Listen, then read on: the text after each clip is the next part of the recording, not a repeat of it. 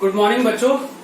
So last class में हम लोगों ने वन वन फंक्शन को जिसको हम इंजेक्टिव कहते हैं, ऑन टू को हम क्या कहते हैं सर्जेक्टिव, और वन एंड ऑन टू को हम क्या कहते हैं बाइजेक्टिव। इन पे बेस्ड हमने कुछ क्वेश्चंस डिस्कस किए थे, थ्योरी हमने कंप्लीट कर ली थी। आज हम कुछ और क्वेश्चंस डिस्कस करेंगे बाइजेक्टिव फंक्शन पर बेस्ड, और उसके बाद फिर हम कंटिन्यू करेंगे नेक्स्ट टॉपिक नेक्स्ट क्लास है थ्योरी से। तो फर्स्ट क्वेश्चन आज के लिए देखिए, नोट कीजिए। If f are to r, अब एफ आर टू आर का मतलब फंक्शन का डोमेन आर और को डोमेन भी r. F of x equal to x cube minus 2x square plus 10x plus a sin x plus b cos x is bijective, then find the maximum value of a square plus b square। तो अगर ये function bijective है तो आपको a square plus B square की maximum value find out करनी है। तो maximum value a square plus B square की चाहिए। तो बाइजेक्टिव के लिए हमें क्या चाहिए, पहले वन भी चाहिए और ऑन टू भी चाहिए। तो सबसे पहले आप ये कह सकते हो कि ये फंक्शन ऑन टू होगा।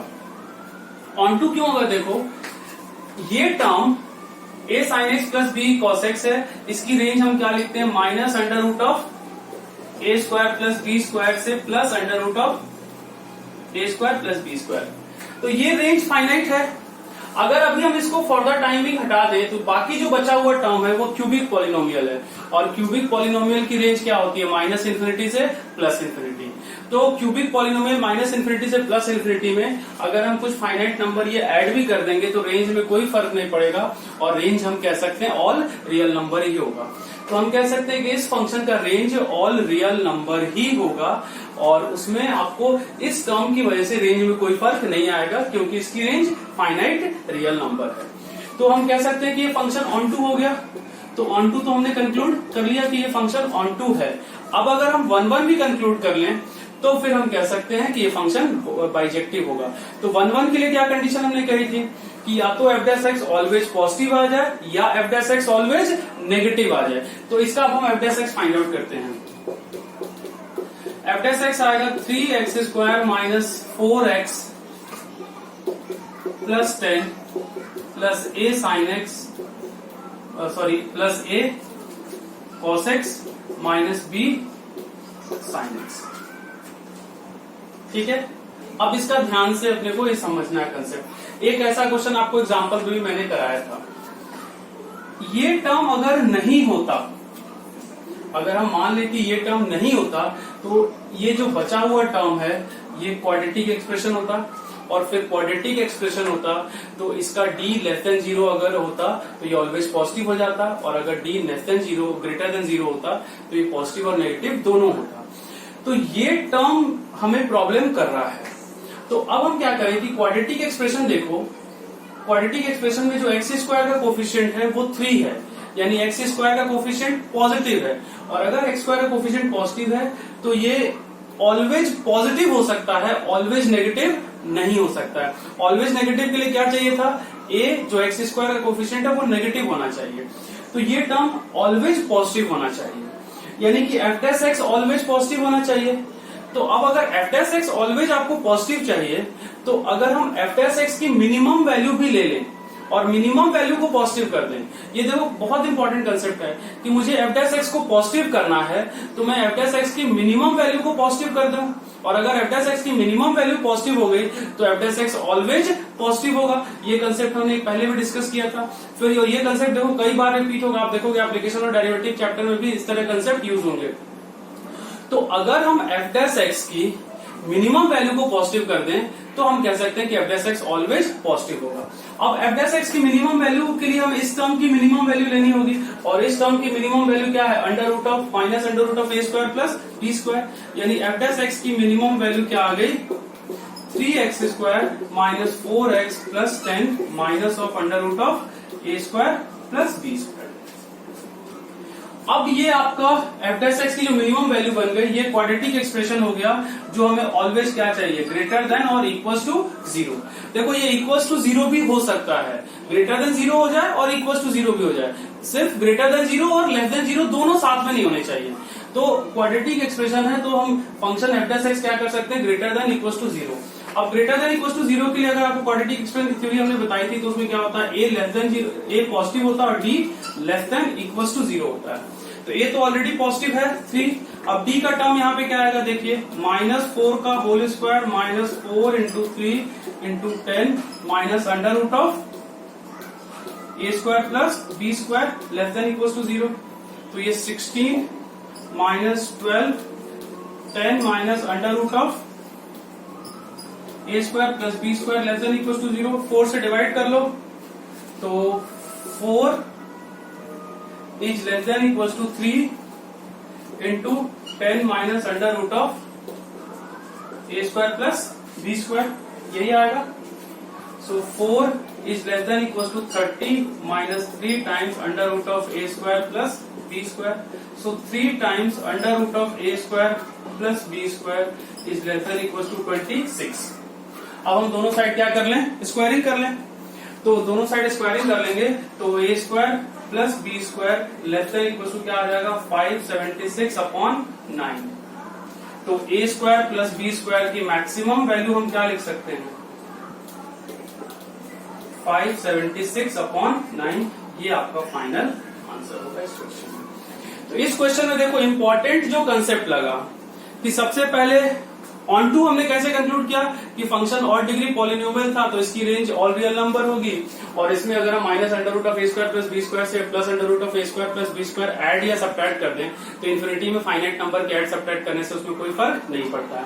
तो इसकी रेंज ऑल रियल नंबर आ गई, इसलिए फंक्शन ऑन टू आ गया। फिर 1 1 चाहिए था तो फंक्शन का F dash x always positive होता या ऑलवेज नेगेटिव होता। तो जब हमने F dash X find out किया तो क्वाड्रेटिक एक्सप्रेशन बन रहा था, उसका ए पॉजिटिव था तो ये ऑलवेज पॉजिटिव हो सकता था। तो ये ऑलवेज पॉजिटिव होता तो लेकिन ये वाला टर्म अपने लिए प्रॉब्लम कर रहा था। तो अब इस टर्म को हटाने के लिए हमने कहा कि एफ डैश एक्स को ऑलवेज पॉजिटिव करना, तो हम एफ डैश एक्स की मिनिमम वैल्यू फाइंड आउट कर लें और मिनिमम वैल्यू को पॉजिटिव कर दें तो F dash x always positive हो जाएगा। तो एफ डैश एक्स की मिनिमम वैल्यू फाइंड आउट की, फिर ये क्वाड्रेटिक एक्सप्रेशन बना, उसमें ए पॉजिटिव और d less than equal to zero रखा और वहां से आपको a square plus B square की मैक्सिमम वैल्यू आ गई। तो नोट कीजिए, फिर नेक्स्ट क्वेश्चन हम डिस्कस करेंगे।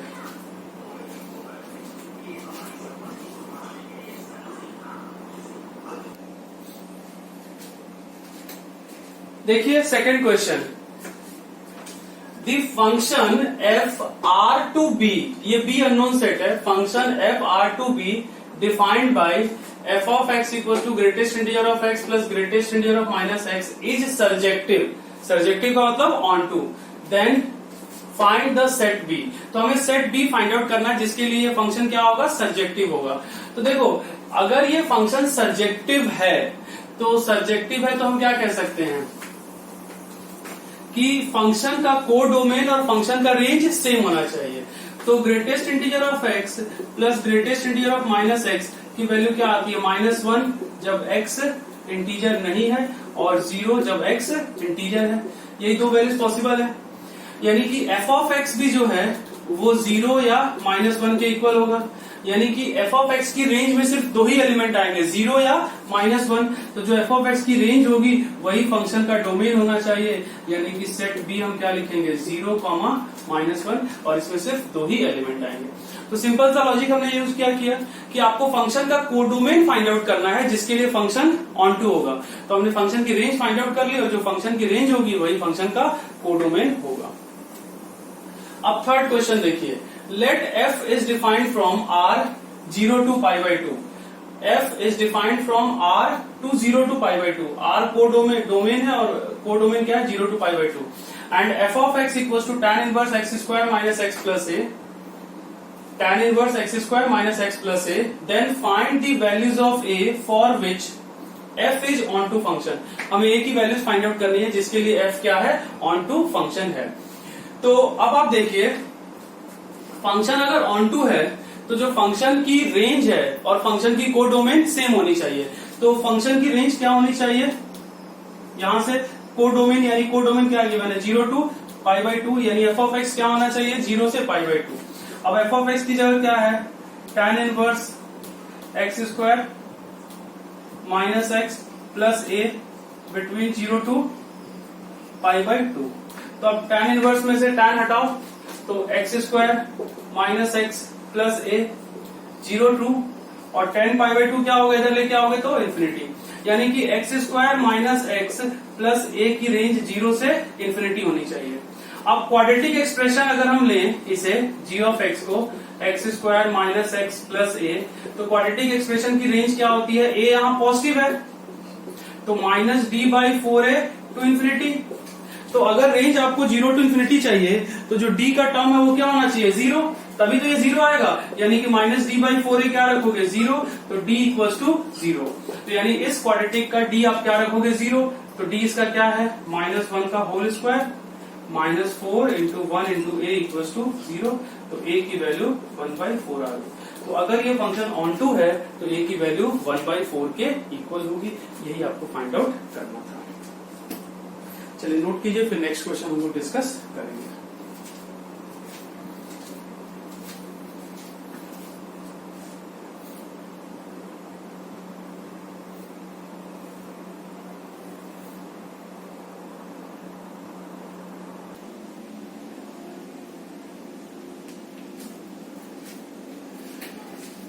चलिए नेक्स्ट फोर्थ क्वेश्चन देखिए। Let f is defined from a to infinity to r, a to infinity to r, and f of x equals to x square minus 2x plus 4 is 1 1, then find the value of a। तो ये function का domain क्या दिया गया, a to infinity, और को domain क्या है r, और f of x है x square minus 2x plus 4, ये 1 1 फंक्शन है, तो आपको a की वैल्यू फाइंड आउट करनी है। तो देखो जब 1 1 फंक्शन होगा तो हम क्या कहते हैं कि एफ डैश एक्स या तो ऑलवेज पॉजिटिव होगा या ऑलवेज नेगेटिव होगा, तो F dash x 2x minus 2 यानी कि 2 इंटू एक्स माइनस 1। तो अगर एफ डैश एक्स को ऑलवेज पॉजिटिव रखोगे तो आपका x क्या आएगा, ग्रेटर देन इक्वल टू 1 के लिए F dash x always positive होगा, और लेस देन 1 के लिए F dash x always negative होगा। तो यानी कि फंक्शन का डोमेन या तो आप 1 से इन्फिनिटी ले लो या माइनस इन्फिनिटी से 1 ले लो। अगर x को आप 1 से इन्फिनिटी लोगे तो भी फंक्शन 1 1 आएगा, और माइनस इन्फिनिटी से 1 लोगे तो भी फंक्शन क्या आएगा, 1 1 आएगा। अब इस केस में आपको a टू इन्फिनिटी दिया गया है, यानी कि x आपको ग्रेटर देन इक्वल टू 1 लोगे, यानी कि जो डोमेन होगा वो क्या होगा, 1 टू इन्फिनिटी, और अगर डोमेन 1 टू इन्फिनिटी होगा तो a की वैल्यू क्या आ जाएगी, 1 आ जाएगी, हम कह सकते हैं।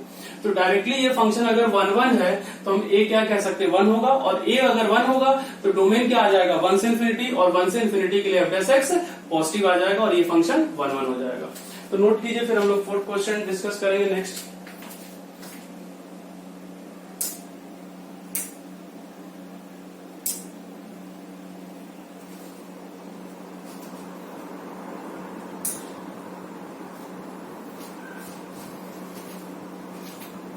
नेक्स्ट फिफ्थ क्वेश्चन देखिए।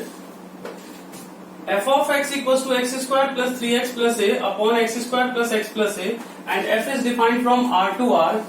Find the value of a so that the given function is 1 1। तो अगर f of x ये दिया गया है तो आपको a की वैल्यू फाइंड आउट करनी है सो दैट ये गिवन फंक्शन 1 1 हो जाए। तो अगर ये गिवन फंक्शन 1 1 हो जाए तो हम इसका f dash x find out करेंगे, और एफ डैश एक्स को क्या रखेंगे, अगर फंक्शन को 1 1 होना है तो या तो F dash x always positive आ जाए या ऑलवेज नेगेटिव आ जाए। तो पहले हमें F dash X find out करना होगा। तो देखिए हम F dash X find out करते हैं। एफ डैश एक्स क्या होगा, डिवीजन रूल से आप डिफरेंशिएट करोगे, तो X square plus x plus 1 का होल स्क्वायर, न्यूमरेटर में क्या आ जाएगा, x square plus x plus 1 को कांस्टेंट रखा तो ये 2x प्लस 3 माइनस ये आपका x square plus 3x plus a को कांस्टेंट रखा तो into 2x plus 1। So f dash x equals to, अब ये टर्म सिंप्लीफाई करो तो 2x cube plus 5x square, 2x cube plus ये 2x स्क्वायर और प्लस ये 3x स्क्वायर, तो क्या आ जाएगा, plus 5x square, 2x square plus 3x square, फिर 2x और plus 3x plus 5x plus 3 plus 5x plus 3, ठीक है, ये 2x आएगा, 2x और ये plus 3x 5x plus 3, minus यहां क्या आएगा 2x क्यूब प्लस ये 2x स्क्वायर और प्लस 6x स्क्वायर, तो प्लस 7x² प्लस ये 3x और प्लस 2ax, तो प्लस 3x प्लस 2ax और plus 1 upon x² plus x plus 1 का होल स्क्वायर। तो ये 2x³ कैंसिल आउट हो गया, तो f डैश x क्या आ गया, -2x², फिर 5x माइनस 3x, तो 2x माइनस 2ax और प्लस ये a है ना लास्ट टर्म, तो प्लस a आएगा ना, तो plus 3 minus a upon x² plus x plus 1 का होल स्क्वायर। तो f डैश x अब आपको देखो न्यूमरेटर अपॉन डिनोमिनेटर बन गया, प्लस 2 कॉमन ले लो, 2x कॉमन ले लो, तो 1 minus a plus 3 minus a upon x² plus x plus 1 का होल स्क्वायर। अब देखो डिनोमिनेटर का टर्म तो ऑलवेज पॉजिटिव है और न्यूमरेटर क्या बन रहा है, क्वाड्रेटिक एक्सप्रेशन है, न्यूमरेटर एक आपका क्वाड्रेटिक एक्सप्रेशन है। तो डिनोमिनेटर अगर ऑलवेज पॉजिटिव आ गया तो न्यूमरेटर भी सिर्फ पॉजिटिव आ जाए या सिर्फ नेगेटिव। अगर न्यूमरेटर सिर्फ पॉजिटिव आ गया तो f डैश x सिर्फ नेगेटिव हो जाएगा, और अगर न्यूमरेटर सिर्फ पॉजिटिव आ गया तो f dash x always positive हो जाएगा। लेकिन न्यूमरेटर देखो एक क्वाड्रेटिक एक्सप्रेशन है और क्वाड्रेटिक एक्सप्रेशन में a जो है लेस देन 0 है, क्वाड्रेटिक एक्सप्रेशन में a लेस देन 0 है, और अगर a लेस देन 0 है तो क्वाड्रेटिक एक्सप्रेशन ऑलवेज नेगेटिव हो सकता है। तो क्वाड्रेटिक एक्सप्रेशन अगर ऑलवेज नेगेटिव आपको चाहिए तो d क्या रखना पड़ेगा, लेस देन 0, लेस देन 0 या लेस देन इक्वल टू 0 भी ले सकते हो। तो क्वाड्रेटिक एक्सप्रेशन का d आपने क्या रखा, लेस देन इक्वल टू 0। अगर क्वाड्रेटिक एक्सप्रेशन का d less than equal to 0 हो जाएगा तो numerator always negative, denominator always positive, तो ओवरऑल ये पूरा टर्म क्या हो जाएगा, ऑलवेज नेगेटिव, और उस केस में f dash x always negative हो जाएगा, तो फंक्शन 1 होगा। तो न्यूमरेटर क्वाड्रेटिक एक्सप्रेशन को ऑलवेज नेगेटिव रखने के लिए हमने d लेस देन 0 रखा है। अब d लेस देन 0 सॉल्व करो, तो 2 इंटू 1 माइनस a का whole square minus 4 into minus 2 into 3 minus a less than equal to 0, ये 2 का स्क्वायर होगा, तो 4 का टर्म तो कैंसिल आउट हो गया, तो a² minus 2a plus 1 plus 2 into 3 minus a is less than equal to 0, तो a² minus 4a plus 7 is less than equal to 0। आप इसे लिख सकते हो a माइनस 2 का whole square plus 3 is less than equal to 0। तो देखो क्या यहां से a की कोई पॉसिबल वैल्यूज है, a माइनस 2 का होल स्क्वायर ऑलवेज पॉजिटिव है और प्लस 3 कर दिया, तो ये पूरा टर्म लेफ्ट हैंड साइड क्या ऑलवेज पॉजिटिव आएगा। तो क्या ये less than equal to 0 possible है, तो हम कह सकते हैं ये less than equal to 0 possible नहीं होगा, इसलिए हम कहेंगे no possible values of a। तो इस क्वेश्चन का फाइनल आंसर होगा no possible values of a की कोई वैल्यू पॉसिबल नहीं है जिसके लिए फंक्शन 1 हो सकता है। तो हमने बेसिकली लॉजिक यूज किया कि f dash x find out किया, f डैश x में न्यूमरेटर अपॉन डिनोमिनेटर आया, डिनोमिनेटर ऑलवेज पॉजिटिव था, न्यूमरेटर एक क्वाड्रेटिक एक्सप्रेशन बन रहा था जिसका a पॉजिटिव था, तो उसके d को हमने लेस देन इक्वल टू 0 रखा, उसके d को लेस देन इक्वल टू 0 रखा, तो वहां से a का इंटरवल बना, और उस a के इंटरवल को हम सॉल्व नहीं कर पा रहे थे, वहां से a का कोई सॉल्यूशन नहीं आया, इसलिए हमने कहा इस इक्वेशन का ये पॉसिबल नहीं है, इसलिए हम कहेंगे there exist no value of a for which the function is 1 since this function cannot be 1 for any values of a।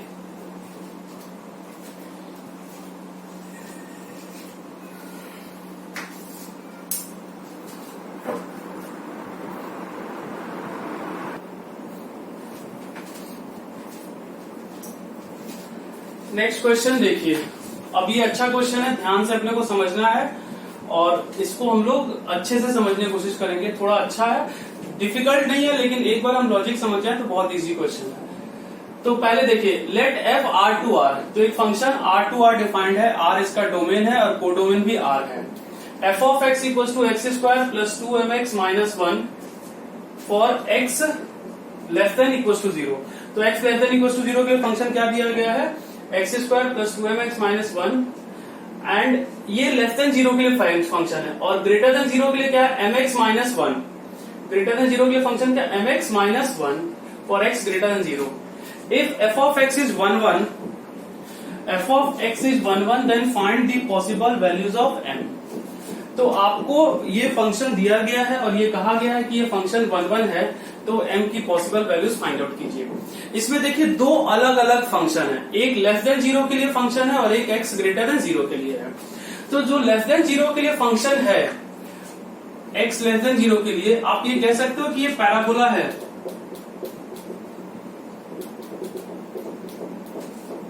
Upward parabola होगा।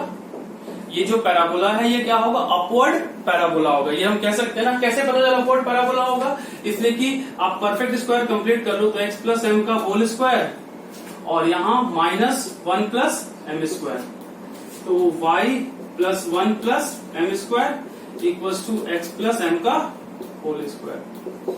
ठीक है, तो ये x square equal to 4ay का फॉर्म बन रहा है और x square equal to 4ay का फॉर्म बन रहा है, तो ये अपवर्ड पैराबोला होगा। तो ये अपवर्ड पैराबोला होगा, तो जब इसका ग्राफ ड्रॉ करोगे तो ये ऐसा कुछ आएगा। इसका वर्टेक्स जो भी है, सपोज कर लिया हमने कि -m इसका वर्टेक्स है। एक्स कोऑर्डिनेट क्या है? -m है और y coordinate -1 plus m square है। ठीक है,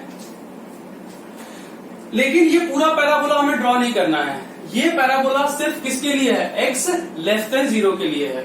तो ये जो ग्राफ है हमें ये जो ड्रॉ करना है, ये सिर्फ लेस देन 0 के लिए है, ग्रेटर देन 0 के लिए अलग फंक्शन दिया गया है। तो जब हम इसे ड्रॉ करेंगे तो ये आप पूरा पैराबोला ड्रॉ नहीं करोगे, सिर्फ कहां तक ड्रॉ करोगे? x लेस देन 0 तक। तो x लेस देन 0 तक करोगे और x इक्वल टू 0 रखोगे इसमें, तो y की वैल्यू क्या आ रही है? -1। x इक्वल टू 0 रखोगे तो y क्या आएगा? -1। यानी कि जो पैराबोला आपको ड्रॉ करना सिर्फ यहीं तक ड्रॉ करना है और ये पॉइंट होगा 0, -1। इसके बाद आपको फिर ये वाला कर्व दिया गया है, तो अब हम इस कर्व की डिस्कशन करें। तो इसका रफ स्केच कुछ ऐसा आएगा। लेस देन 0 के लिए ये पैराबोला ऐसा कुछ होगा और x इक्वल टू 0 यहां रखा तो y -1 आ रहा था, तो ये पॉइंट 0, -1 हो गया। अब ये वाला term y equal to mx -1, ये स्ट्रेट लाइन है। अब ये स्ट्रेट लाइन है, इसमें भी अगर आप x को 0 रखो तो ये 0, -1 हो गया। ठीक है, तो ये स्ट्रेट लाइन ये भी 0, -1 से पास हो रहा और ये वाला ग्राफ सिर्फ x ग्रेटर देन 0 के लिए है। यानी ये भी पूरा स्ट्रेट लाइन नहीं है। अगर हम ऐसे ड्रॉ करते तो ये स्ट्रेट लाइन कुछ ऐसा आता, लेकिन हमें ये ग्राफ जो ड्रॉ करना है वो सिर्फ ग्रेटर देन 0 के लिए ड्रॉ करना है। तो ये भी हम सिर्फ इस y एक्सिस के राइट में ही इसका ग्राफ ड्रॉ कर सकते हैं। लेकिन अब ये ग्राफ कैसा स्ट्रेट लाइन होगा ये डिपेंड करता है m पर। अब मैं आपको बता रहा हूं कैसे। अगर m को आपने, पहला केस सपोज करो m को आपने पॉजिटिव लिया, m को पॉजिटिव लिया तो ये जो y इक्वल टू mx -1 है, इसका जब आप डिफरेंशिएशन करोगे तो dy बाई dx क्या आएगा? m। और अगर m पॉजिटिव है तो ये dy बाई dx पॉजिटिव आएगा और dy बाई dx पॉजिटिव आएगा यानी कि ये इंक्रीजिंग होगा। हम लोग कहते हैं ना कोई फंक्शन इंक्रीजिंग है तो उसके लिए dy बाई dx पॉजिटिव होता है और डिक्रीजिंग के लिए dy बाई dx नेगेटिव होता है। तो अगर m पॉजिटिव हो गया तो इसका dy बाई dx पॉजिटिव होगा और ये इंक्रीजिंग होगा। तो ये इंक्रीजिंग होगा और ग्रेटर देन 0 के लिए लेना है। अगर m ग्रेटर देन 0 लिया तो ये इंक्रीजिंग ग्राफ है, तो ऐसा कुछ आएगा। तो ये फर्स्ट पॉसिबिलिटी मैंने ली। सेकेंड पॉसिबिलिटी आप अज्यूम करो कि m लेस देन 0 है, तो अगर m लेस देन 0 है तो अब dy बाई dx आपका m है वो नेगेटिव आ जाएगा, तो वो आप कह सकते हो कि ऐसा कुछ ग्राफ आएगा। ये थर्ड पॉसिबिलिटी है जब m को हमने क्या लिया? नेगेटिव। और सॉरी सेकंड पॉसिबिलिटी। और थर्ड पॉसिबिलिटी है कि m 0 हो जाए। अगर m को 0 कर दोगे तो ये y इक्वल टू -1, ये line parallel to x axis हो जाएगी, यानी कि थर्ड पॉसिबिलिटी ऐसे होगी। तो m की तीनों पॉसिबिलिटी के लिए हमने तीनों अलग अलग ग्राफ ड्रॉ कर लिए। पहले हमने ग्राफ पैराबोला ड्रॉ किया जो सिर्फ x लेस देन 0 के लिए था, तो वो पैराबोला तो तीनों में सेम ही है। उसके बाद जो y इक्वल टू mx -1 था, इसका हमने dy by dx find out किया, वो m आ गया। अब m ग्रेटर देन 0 के लिए इंक्रीजिंग था, तो अगर m ग्रेटर देन 0 होता तो ग्राफ ऐसा आता। m लेस देन 0 के लिए डिक्रीजिंग था तो ग्राफ ऐसा आता, डिक्रीज कर रहा है। और m इक्वल टू 0 पे ये कांस्टेंट हो जाता तो ग्राफ ऐसा आता। तो m की तीनों पॉसिबिलिटी के लिए हमने 3 अलग अलग ग्राफ ड्रॉ कर लिए। अब देखो इनमें से कौन सा ग्राफ ऐसा है जिसके लिए फंक्शन 1 1 होगा। तो क्या ये फंक्शन 1 1 है? ये मिनिमम है। देखो line parallel to x axis graph को 2 पॉइंट पे इंटरसेक्ट कर रही है, तो ये फंक्शन, अगर ये केस है तो फंक्शन क्या आएगा? मिनिमम। इस केस में देखो फंक्शन 1 1 है, और इस केस में भी फंक्शन क्या होगा, मेनी वन होगा, इसलिए कि फंक्शन कांस्टेंट आ रहा है एक इंटरवल के लिए। Greater than x greater then 0 के लिए y की वैल्यू -1 आ गई, तो बहुत सारे पॉजिटिव एलिमेंट का एक ही पर इमेज आएगा, एक ही इमेज आएगा, तो उस केस में फंक्शन क्या होगा, मेनी वन। और हमें फंक्शन 1 1 चाहिए, तो 1 1 चाहिए यानी कि m का इंटरवल क्या होगा, -∞ से 0 और 0 पर ओपन इंटरवल होगा, सिर्फ सेकंड केस होगा। अगर इसी क्वेश्चन में m आपका पूछा जाता कि फंक्शन मेनी वन है, मेनी वन के लिए m का इंटरवल क्या होगा, तो अगर मेनी वन के लिए हमें m का इंटरवल पूछा जाता तो हम क्या कहते, ये ग्रेटर देन 0 का केस है और ये इक्वल टू 0, यानी कि उस केस में हमारा आंसर होता 0 to ∞। वो पूछा नहीं गया था, अगर क्वेश्चन में पूछा है तो हम कहते कि अगर फंक्शन मेनी वन है तो उसका इंटरवल m का इंटरवल 0 to ∞ लेते, लेकिन 1 1 पूछा गया था इसलिए हमारा फाइनल आंसर -∞ से 0 होगा। तो इस क्वेश्चन को हमने ग्राफ की हेल्प से सॉल्व किया और ये जल्दी आसानी से हम समझ सकते हैं, इसलिए हमने ग्राफिकल मेथड इसमें फॉलो किया। सो नोट कीजिए, फिर नेक्स्ट क्वेश्चन हम लोग डिस्कस करेंगे।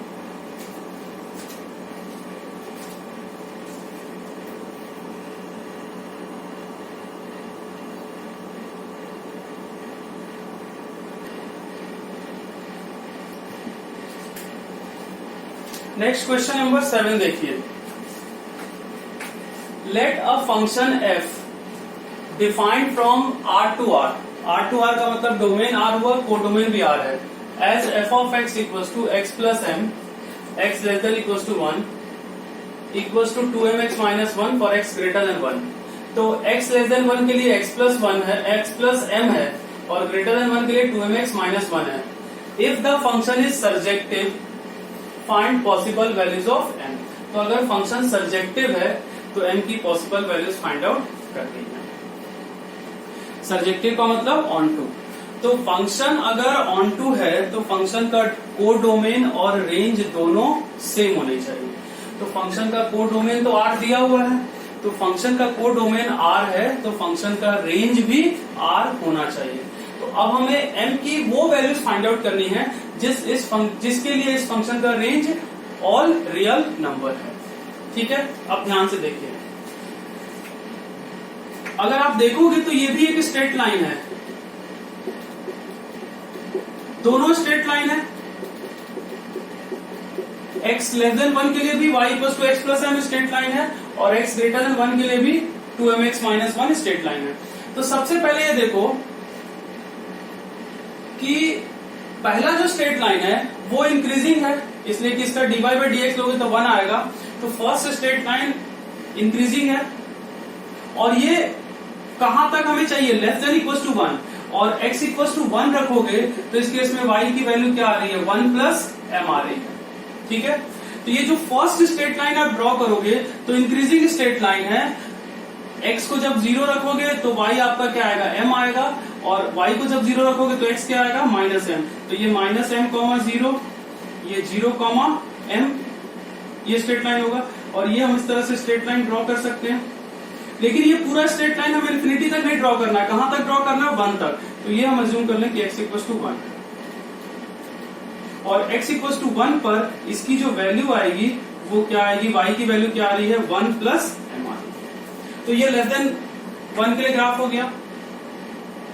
अब ग्रेटर देन 1 के लिए, अब ग्रेटर देन 1 के लिए सबसे पहले आप ये बताओ कि m जो है वो क्या होना चाहिए, m पॉजिटिव या m नेगेटिव। अब ध्यान से देखो, अगर m को आपने सपोज करो नेगेटिव अज्यूम किया, एक केस मैंने कह लिया कि चलो m को नेगेटिव अज्यूम किया, m को अगर आपने नेगेटिव लिया तो जब y इक्वल टू 2mx है माइनस 1, तो dy बाई dx इसका क्या आएगा, 2m, और m अगर नेगेटिव है तो ये लेस देन 0 हो जाएगा। अगर ये लेस देन 0 हुआ, अगर ये लेस देन 0 हुआ तो आपका जो ग्राफ है x लेस देन 1 के लिए ये स्ट्रेट लाइन था, और x लेस देन 1 के लिए ये जो ग्राफ है वो डिक्रीजिंग आ जाएगा। और जब डिक्रीजिंग आ जाएगा तो क्या अब इस ग्राफ का देखिए, इसकी रेंज कभी भी ऑल रियल नंबर हो सकती है।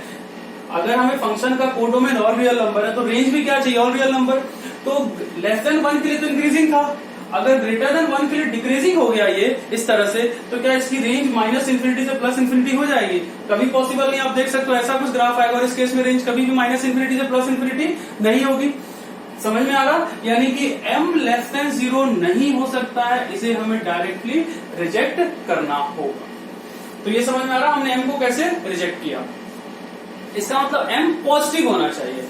अब m पॉजिटिव होना चाहिए तो m पॉजिटिव होना चाहिए। अब x को 1 रखो तो यहां से y क्या आ रहा, x को 1 रखा तो यहां से y आएगा 2m माइनस 1। अब जब m पॉजिटिव होगा तो आपका ग्राफ देखो ऐसा कुछ आएगा और ये भी इंक्रीजिंग हो जाएगा।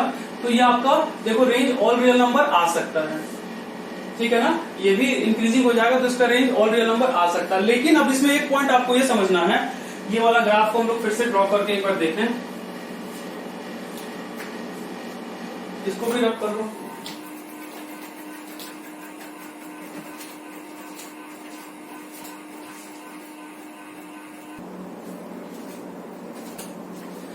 तो हम लोगों ने कंक्लूड कर लिया था कि m लेस देन 0 नहीं हो सकता है, m ग्रेटर देन 0 ही होना चाहिए। अब m ग्रेटर देन 0 में देखो दो पॉसिबिलिटीज हैं कि y equals to 2m minus 1, ये 2mx माइनस, ये ग्राफ है, स्ट्रेट लाइन है।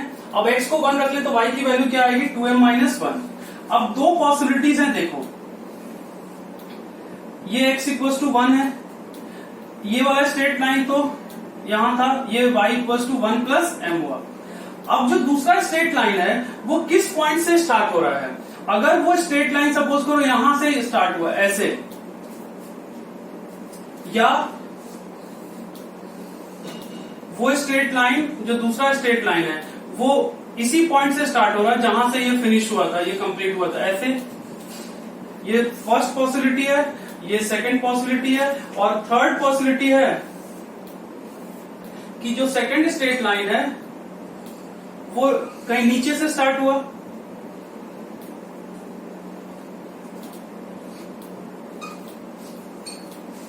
अब अगर आप फर्स्ट पॉसिबिलिटी में देखो, अगर ऐसा कुछ हुआ तो क्या रेंज में और रियल नंबर्स आएंगे?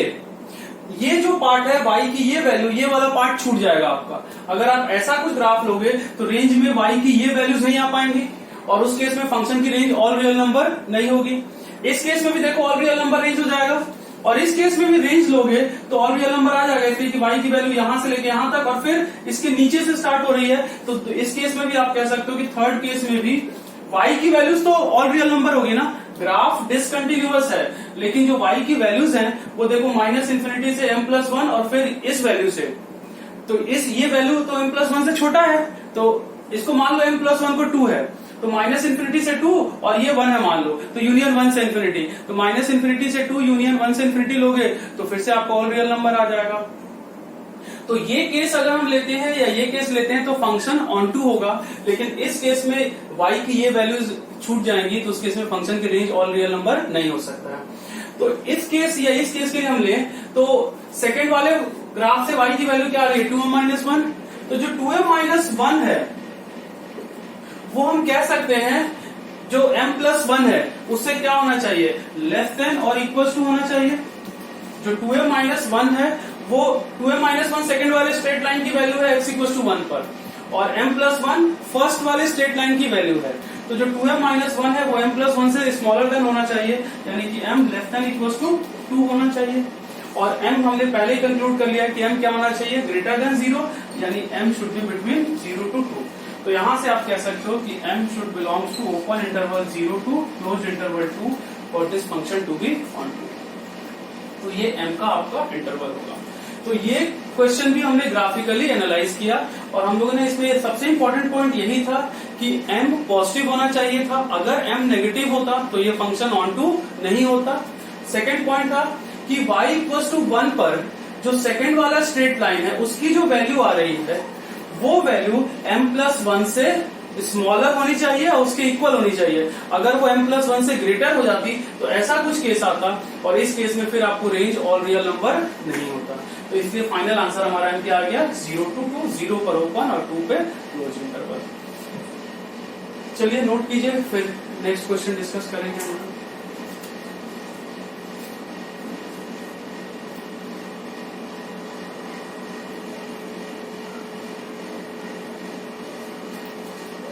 चलिए क्वेश्चन नंबर 8 देखिए, find exactly two distinct linear functions, find exactly two distinct linear functions which map -1, 1 onto 0, 2. अब ये टर्म थोड़ा हम लोग पहले बार डिस्कस कर रहे हैं, विच मैप -1, 1 onto 0, 2. इसका मतलब ये हुआ कि फंक्शन का डोमेन -1, 1 है और को डोमेन 0, 2. इस लाइन का विच मैप दिस, मतलब ये डोमेन हो गया और ये को डोमेन हो गया. तो फंक्शन हम इस तरह से डिफाइन करेंगे -1, 1 to 0, 2. तो अब आपको कहा गया है कि एग्जैक्टली दो लीनियर फंक्शंस हमें फाइंड आउट करने हैं जिनका डोमेन ये है और को डोमेन ये है, और वो दोनों लीनियर फंक्शन ऑन टू होने चाहिए. तो वो दोनों फंक्शन क्या होंगे? देखो, लीनियर फंक्शन आप दो अज्यूम करोगे, तो आप अज्यूम कर लो कि f of x equal to ax plus b है. अब लीनियर फंक्शन देखो, या तो इंक्रीजिंग होगा या डिक्रीजिंग होगा, ये डिपेंड करता है a पर. तो ये आप अज्यूम कर लो कि ये इंक्रीजिंग है, इसमें हम a ग्रेटर देन 0 अज्यूम कर लेते हैं, और एक लीनियर फंक्शन दूसरा अज्यूम कर लेते हैं जो डिक्रीजिंग होगा. तो डिक्रीजिंग होगा तो जो dy by dx d dash x लोगे तो c आएगा, तो c इस केस में नेगेटिव होगा, और ये इंक्रीजिंग अगर लोगे तो एक ax प्लस b होगा. तो देखो, लीनियर फंक्शन दो हो सकते थे, एक इंक्रीजिंग और एक डिक्रीजिंग. तो एक मैंने इंक्रीजिंग वाला अज्यूम किया ax प्लस b, इसका मतलब a पॉजिटिव होगा, और डिक्रीजिंग वाला अज्यूम किया cx प्लस d, यानी कि c लेस देन 0 होगा. अब अगर हम ग्राफ दोनों का ड्रॉ करके रफ देखें, तो इंक्रीजिंग वाला मैंने ड्रॉ किया तो ऐसा कुछ होगा, और डोमेन क्या है -1 से 1, और डिक्रीजिंग वाला अगर हम लेंगे तो ये ऐसा कुछ आएगा. इस केस में भी डोमेन -1 to 1. अब देखो, डोमेन -1 to 1 है और को डोमेन 0 से 2 है, तो फंक्शन ऑन टू है, तो रेंज भी क्या होना चाहिए? 0 से 2. तो रेंज अगर 0 से 2 होना चाहिए, इसका मतलब -1 पे इसकी वैल्यू क्या होनी चाहिए? 0. तो इसको तो हम लोग ग्राफ को थोड़ा इस तरह से एक्सटेंड कर लें फिर तो.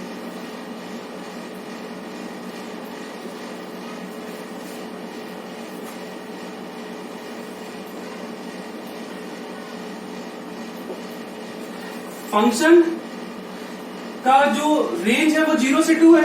तो अगर हम इंक्रीजिंग वाला ग्राफ लें तो फंक्शन का रेंज 0 से 2 है, तो ये तभी होगा जब f of -1 क्या हो जाए? 0 हो जाए, और f of 1 क्या हो जाए? 2 हो जाए.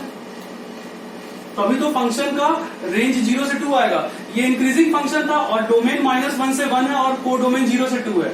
तो ऑन टू होने के लिए रेंज भी 0 से 2 होना चाहिए, और रेंज 0 से 2 कब होगा? जब f of -1 0 होगा और f of 1 2 होगा. ये इंक्रीजिंग वाले के लिए. तो f of x हमने क्या अज्यूम किया था? ax plus b. तो f of -1 को 0 रखोगे तो -a plus b equal to 0, यानी कि a इक्वल टू b. और f of 1 को 2 रखोगे तो f of 1 इक्वल टू 2, यानी कि a plus b equal to 2, यानी कि a plus b equal to 2 और a equal to b solve करोगे तो a equal to b equal to 1 आ गया. a equal to b equal to 1 आ गया, यानी कि f ऑफ x क्या आ गया? x plus 1. तो जो इंक्रीजिंग वाला हमने सॉल्व किया था उसका फंक्शन क्या आ गया? x plus 1. ठीक है. अब ये डिक्रीजिंग वाला है, तो डिक्रीजिंग वाले में देखो, अगर फंक्शन को ऑन टू होना है और रेंज को 0 से 2 होना है, यानी कि अब -1 पे वैल्यू क्या होनी चाहिए? 2, और 1 पे वैल्यू क्या होनी चाहिए? 0.